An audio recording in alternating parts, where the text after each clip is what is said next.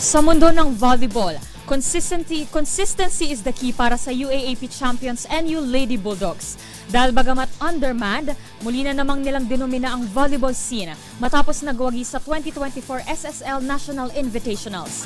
Ang winning moment ng NU Lady Bulldogs, tutukan sa report ni Millie Borja.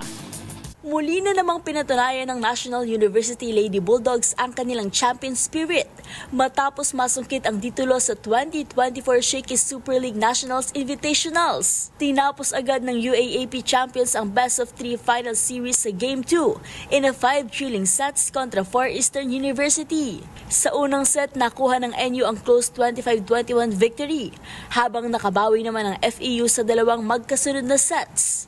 Pero tila nananatili ang championship mindset ng Lady Bulldogs after dominating the last 2 sets, giving them another title this year. Sa kabila ng absence ng injured star na si Alyssa Solomon, Sheena Turing at Vanch Alinsug, nananatiling maganda ang laro ng NU with MVP Bella Belen delivering 25 points and rising star Ara Panique with 27 points on 17 attacks. Samantala, hinirang bilang first best outside spiker si Belen, habang best setter naman ang teammate nitong si Lams Lamina at si Shaira Hardillo bilang best libero.